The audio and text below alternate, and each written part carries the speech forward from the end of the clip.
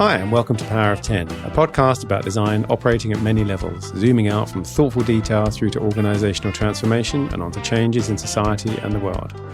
My name is Andy Polaine. I'm a service design and innovation consultant, coach, trainer, and writer.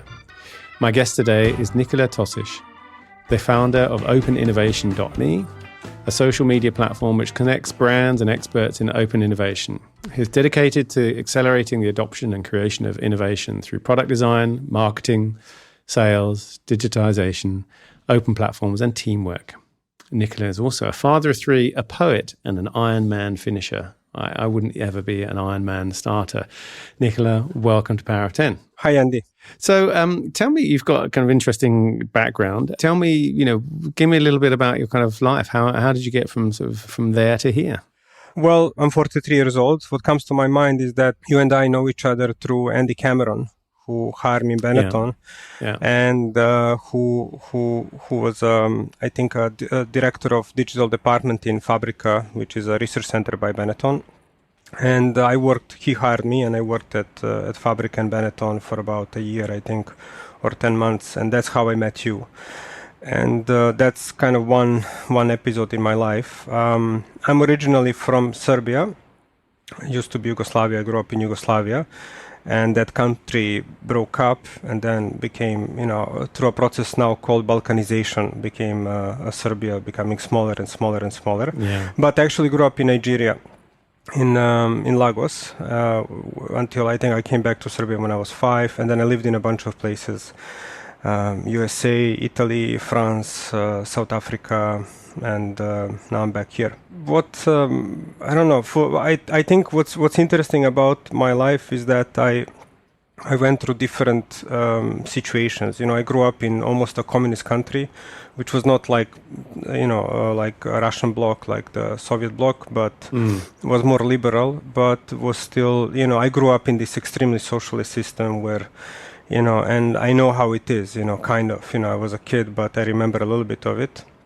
And then we went through the nightmare of the 90s. I was all the time there through the civil wars and the sanctions and all that stuff. And I was lucky to avoid the military. So thanks to my family always being anti-military. And then, I continued living in what's called, capitalist democracy.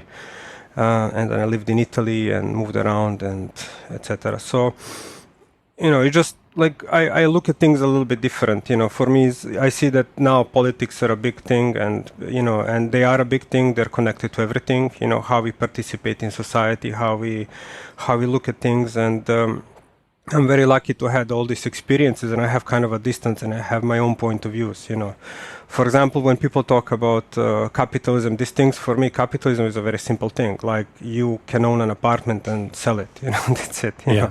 So it's not more than that, because in socialism sometimes, there was a rule called right of use. It's like just a couple of laws make a difference between capitalism and socialism. So my life, as I also lived in South Africa, which for me was really, I understood really how lucky I was in my life, because I had friends that grew up in apartheid, that are black, so no matter what happened in Europe, in Serbia, Yugoslavia, I mean, that's a joke compared to apartheid, Yeah. And I understood just how people can think, to which extreme they can go. So all these things that I did, they kind of influenced how I do my business and how I do design and everything, And as you said, I'm also an artist. I was a digital artist, and I started doing poetry mostly because it's easier. I used to do elaborate, software as art, and I was part of an art group formed by artist Miltos Manetas. It's called NIN. I mean, we had an anthology on Rhizome recently, and So that was very nice to me. Miltos came and said, "You're an artist." Okay, and I became an artist. And but I reduced my art to poetry because I can just like write it as an SMS, and I still get the same, same emotion from it, and I communicate to people with poetry. And I mean, it's a great way to analyze how you think as well. And I also did sports. As you said, I actually set the record for my country for Ironman, which was a very, not a very fast record, but I set it. And then, of course, after that became more professional record. So because mainly I was obese, and then I wanted to lose weight, and then I went to the extreme where I ended up from 90 kilos, I'm 170 centimeters tall. So from 90 kilos, which is obesity, to 59 kilos, like very competitive, and weight. So all these things together kind of, I like to jump from one community to another and, mix all the experiences, so that's always, I was never a guy who likes to be in one thing, that was a problem for me everywhere where I lived, because people cannot put me in one thing, so I'm it's a bit lonely, but it's also fun because I can hang out with everybody, so it's kind of absolutely a different thing.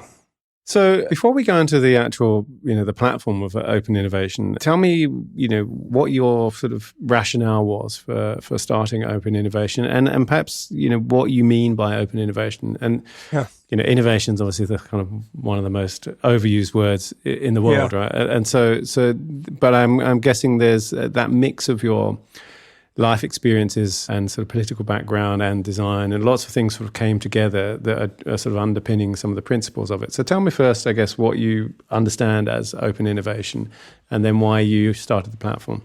Yeah, open innovation is a term by an academic from I think Berkeley, Henry Chesbrough. I think the correct way to pronounce his last name, just like mine, that's a bit difficult for me at least. And I think it's from 2003. I had to remind myself of that information.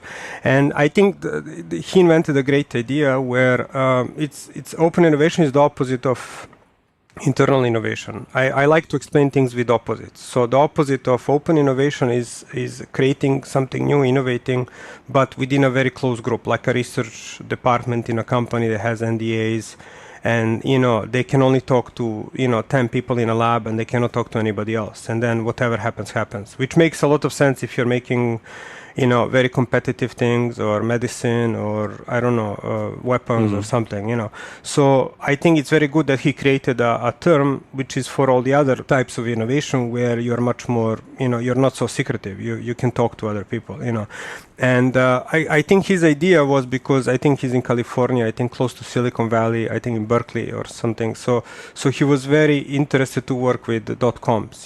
He wanted that academics work more with .coms and with the tech startups, so there is more communication there. But I like the idea, because some of our clients were adopting a few years ago open innovation, and it just struck me as a really like the pinnacle of sales and marketing.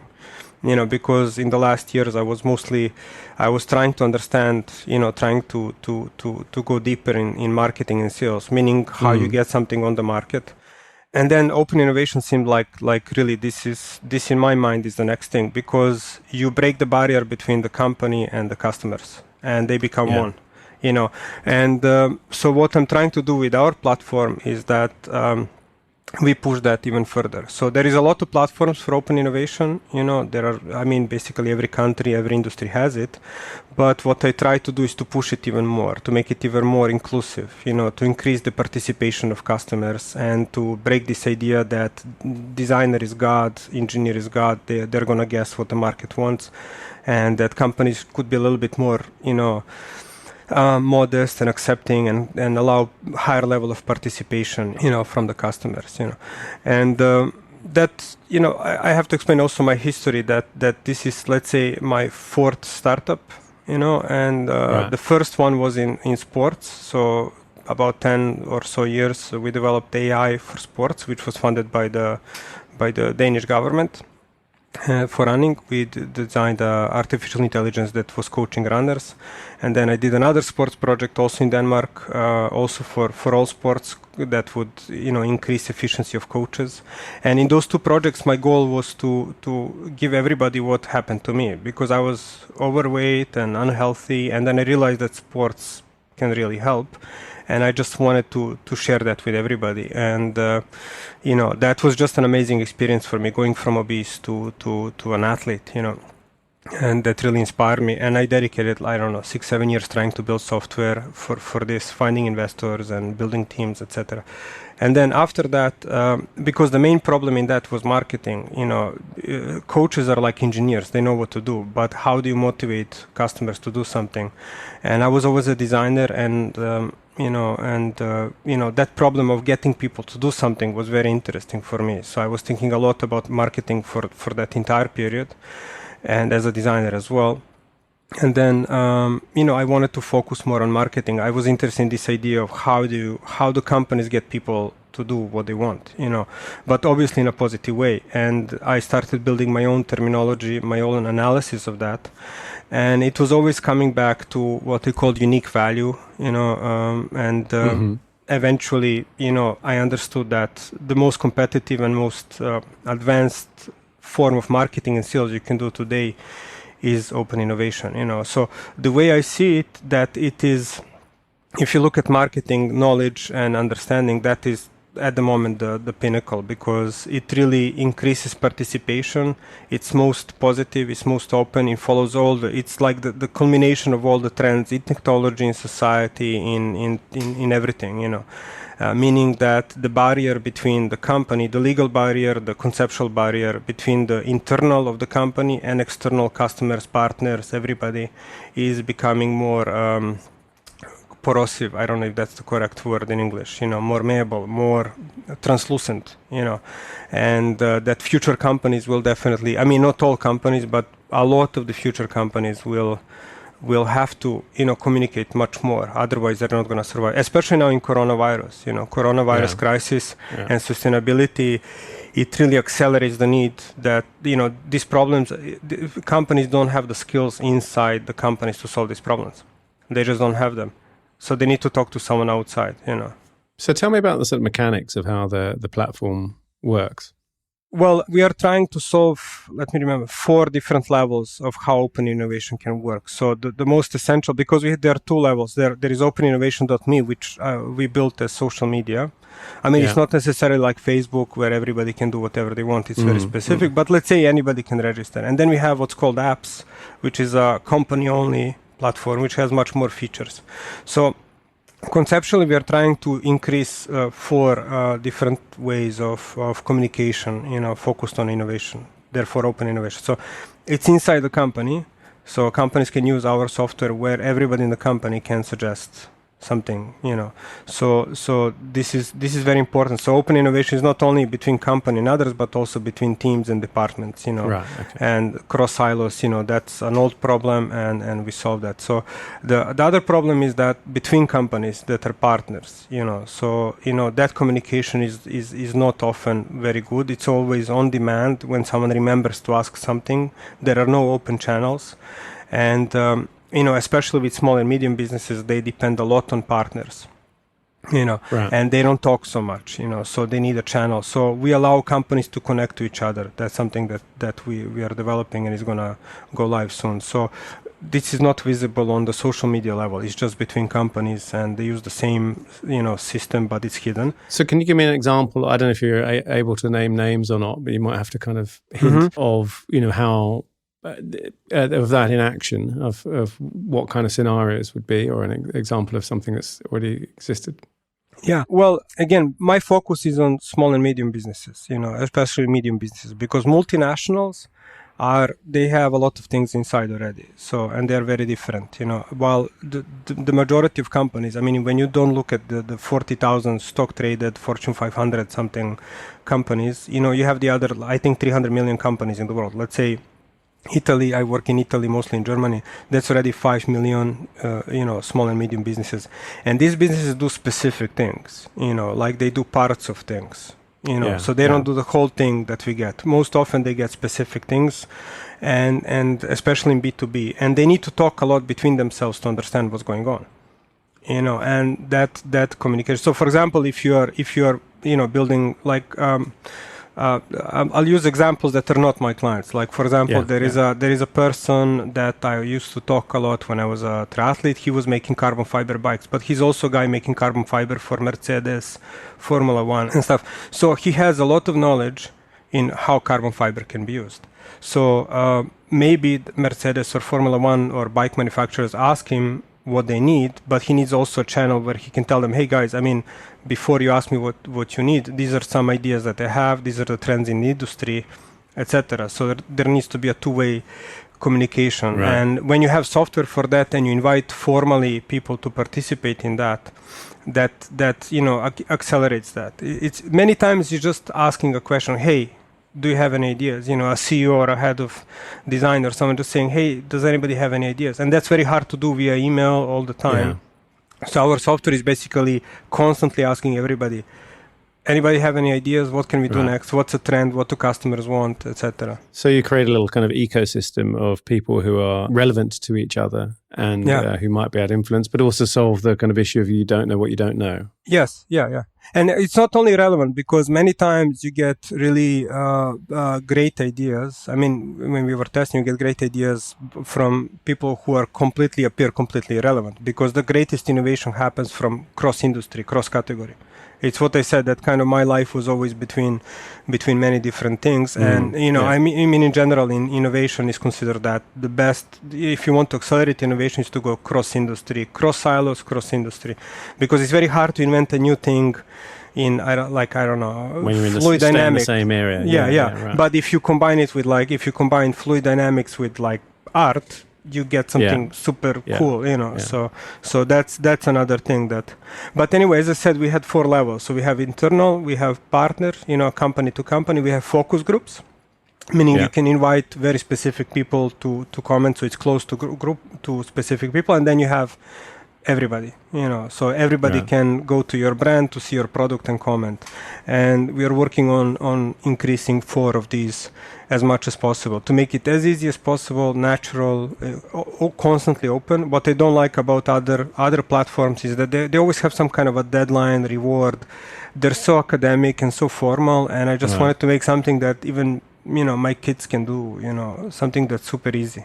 So there's when you say other platforms, I mean, kind of one end of this, I guess, is like the crowdfunding things, right? Yeah, this is crowdsourcing of ideas. Yeah. Yeah. So one of the things that I'm sure you've heard is that ideas are cheap. That it's kind of fairly easy to have an idea for something. In fact, it's the easiest thing in the world in many respects. Having an idea for something, actually getting the kind of execution of it right is the difficult bit. And I've often said that innovating isn't. I mean, it obviously is a verb, but it's not really a kind of thing. You work on something and the end result is an innovation. It's not a kind of activity that you do sort of separated from other activities of designing and building and engineering and all the rest of it. So how do you kind of, is that something that you tackle, of like, how do you turn this idea into a thing? Or are you focused on that kind of earlier part of the funnel of kind of making sure you're capturing as many different kind of perspectives and ideas as possible? Yeah, well, first of all, we don't deal with the process of managing, design and manufacturing and all that stuff. But 2 points, So the first point is that open innovation, as I said in the start, is a form of marketing and sales. So it's not necessarily, the result is not necessarily that you're going to make something new, but the result is also that you're going to sell something, or that you're going to understand the problems on the market.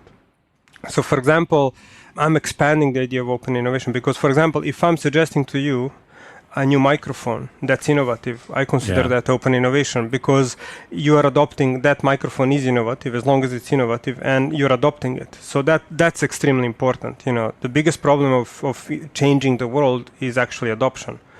Yeah. I consider innovation a marketing thing. So it's not invention. Invention, kind of inventing a new gadget or something, is it's an engineering activity. But I'm a designer and a marketer, and I want to solve the problem where people adopt that. Once people invent something, how fast are they going to adopt it?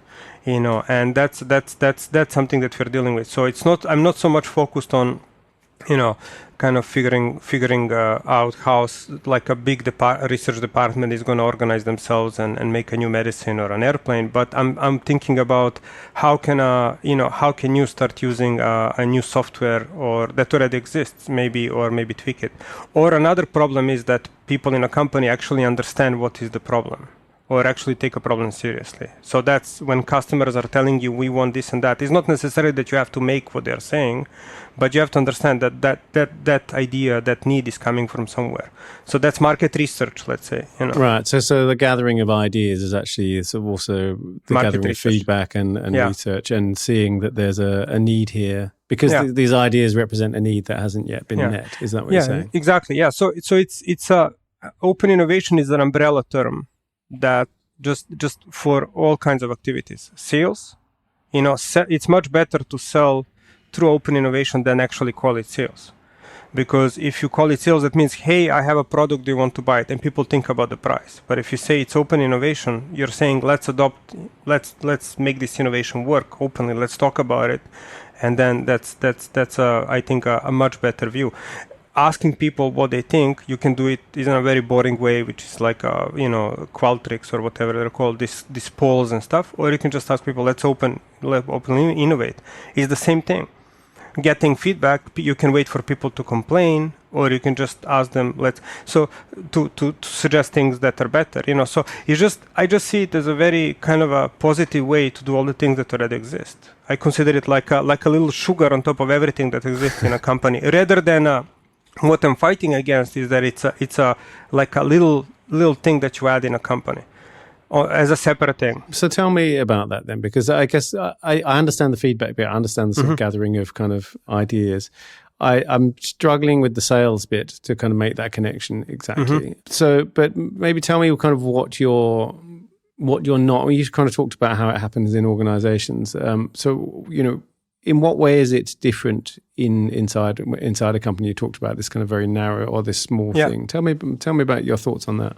Well, every time there is a new thing that happens in business strategy or so like companies figure out a new thing, they get new software, new tools, new processes. I think they have a tendency to kind of like, okay, we need to get this. So they, make a little team, designate a manager, and they say they did it because he's there. But it's isolated. It doesn't really change. So all the old things remain the way they are, and the new things are added separately from that. And that keeps going on. And that's something that's happening to open innovation, unfortunately.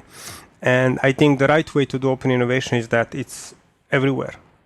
Just like process reengineering, it's everywhere. Marketing should be everywhere. I mean, marketing is a very old thing, and it's still separate in many companies. And separate from the actual design process or engineering process or anything else. It's just the whole marketing team it's becoming more and more niche, and it's becoming something that is put in a box separately. Like all the performance, when you say the biggest trends in marketing in the last 10 years were something that is completely disconnected from the rest of the company. While marketing initially as an idea is wonderful, when you listen to the old lectures and everything, it's everything. It's like, how do you become relevant to the society, and now it became like Google ads and social media. And so that's, it's becoming more and more separated, So I can understand why you need to hire people with a special skill and then put them in a place. But definitely, if you do that with open innovation company, I'm 100% sure we'll be less competitive, because the companies that talk more to everybody and have this positivity of being open, open, the word being used in like, it's always a positive word, like open source, open this, open that, open democracy, open borders. I mean, that's like the word open being the most important here, more important than innovation, being open more to communicate. They're going to attract more customers and deal with that. And I think it's the right moment, because this idea of companies communicating to customers via Facebook comments and Twitter, hey, what's up? Elon Musk was interesting a couple of years ago, where he gets like 100,000 tweets and then he replies to one and he does something. What about the other 99, 99,099, that doesn't really work. And social media has become so toxic. That's why I use the term social media, because it's not really social media, but I just love to be provocative in that sense, that it is that goes back to the Neem days. Yeah. Days. So people understand that you don't need to go to Facebook. There is other social media. There is social media focused only on how you can make the world better, meaning innovating. But I just want to tell you one thing. I told you 2 points. The other point, when you asked me before, is that when we analyze companies, all companies do open innovation in some way. Meaning, a CEO or a designer is going to meet someone at a fair and stuff. They're going to listen to the comments, read emails. So it's constantly going on. It's impossible for a company to succeed without doing that. It's just that, and I analyze the revenues of companies, and they make enormous amount of money because of it. I just traced like a timeline when they make a decision based directly on feedback from customers or partners or even random people. And suddenly they enter a new market and they make new products and make a palette of products and start making, and over a course of 10 years they can make hundreds of millions like that. It's really extremely powerful. It's just that it's informal, it's not documented, and it happens on a whim. Because as I wrote in the recent blog post, there is a big danger now that with coronavirus everything needs to be rapidly digitalized or digitized. I don't know what's the correct word. So and by digitizing so quickly, people, companies and organizations lose what they were doing informally and not digitally. Because when you digitize something, then it's formalized. You know that it exists. There is some kind of a trace of it. But when you do it like a random lunch or something or a phone call, that's not documented anywhere. And you don't know that you are benefiting from this. So that's one of the reasons why platforms are even more important than digitalization, because companies have been doing open innovation, but super informally. Nobody knew that it was going. They didn't know the word. They didn't name it, but they were benefiting enormously from it. And now that they're just sitting in offices and zooming all day, they are not aware that they're missing it. Like all the other things that they're missing in customer and human relationships. So all the sort of informal conversations and crossovers and cross-pollination that happens when people go somewhere or meet with each other or kind of have a kind of random conversation. An average company was spending, I think, like a small company was spending like, I don't know, enormous percentages of revenue on airplanes and restaurants and cars. That's it's not going anywhere now. Now budgets are, I had, managers tell me that they saved like hundreds of thousands, if not millions on airplane tickets and fares. And so they're not spending on any of this. And meaning that some activity is lacking, and that activity where two people were sitting and they were doing something, coming up with ideas, and they were processing, and then it comes out into some kind of action. There is some invisible process before it's an action inside an organization. And the challenge now is to how do you replace that? What is the next thing? It's what Stephen Johnson talks about of kind of liquid networks, right? This idea in his book about innovation of the sort of gas. And I think that one of the things that you could legitimately argue has gone on in the sort of startup and VC space is, that's why I was sort of asking about the idea thing, which is, lots and lots of ideas and it kind of gets, but they don't really solidify in any way. But then traditional companies are solid. They're these crystalline structures where there's no interplay between them. And then the liquid, he takes this evolution model of the kind of liquid. You need to have these sort of molecules of different disciplines and people coming together, or ideas coming together and sort of sloshing around loosely, but sort of contained still in some way, for them to start to interact and to turn into something new. Well, I'm always very skeptical talking about multinationals, because every time I work with and I had my bit of working with multinational managers and top level managers and stuff, and that's especially from different cultures. One is to work with an Italian multinational like Benetton, where I work with Andy, where, Andy is I consider him a philosopher, and there was, Vignelli and Terry and all these people who are like, the average IQ is like 200 with amazing life experiences talking about, I don't know, social reform, while we are on Benetton paycheck, So that's a special culture, Benetton. I never saw a company like that. But I also work with people from Coca-Cola and Syngenta and companies like that. And I think they're very innovative in, kind of how they're going to squeeze a buck out of something. So I'm not a fan of I work mostly with like my perfect client is a company under 100 million, where I work directly with the person who founded it, or maybe the second generation, and they design the products and they are there with the people, and not a stock traded company, etc. So I really enjoy these companies, and there is a lot of them in Europe. I guess I don't know about States, but Italy, Germany, there. So most of my experiences come from these companies. In the last 10 years or so, or startups. Yeah. So what does your ideal future look like in 5 years from now as this has grown? What does the sort of success look like for you? Well, when I was doing, I always pitch to, grants and investors. It's a good exercise, and I'm always looking for someone good, to work with. So whenever we do these pitches, I think, let's say 100 million is, our price is, starting price is 5,000 euros per year. So, I think that's 20,000 companies using it. That's already 100 million. So that would be awesome. If there is 20,000 companies exchanging data there, working with maybe 1 million, or maybe 50,000 experts, that's like unbelievable, And so as a success story, that's obviously of the kind of business in itself, but as a success story of the kind of impact of this, what would it look like? Well, I think that if we reach that number, because I don't believe anybody can have, I hope that, I don't know how the market share for open innovation is going to be. Companies are investing in it. They are, for a while, there are more and more platforms. There is a lot of activity on open innovation. So I don't know. What I hope is that the way I'm doing it, that is going to affect others as well. That other platforms are going to become more open, because there is a lot of what's paradoxical is that these platforms for open innovation are increasing openness a little bit, but they're also very closed. So they are, because they have very specific competitions. They're mostly for high level experts like engineers, scientists, for a very specific problem.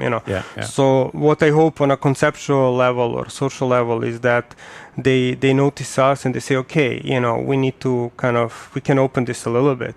So we recently applied for a I think it's called Next Generation Internet, which is a grant that funds really interesting things. They did some really cool projects online. I think they're in Netherlands. And I suggested also what they called an open innovation exchange format, where people who suggest open innovation like ideas, and they can just move them from one database to another. So because there is this problem of searchability, so etc. I'm just interested that we go as far as we can as a company, and there is a limit to that, to how much market share you can get, etc.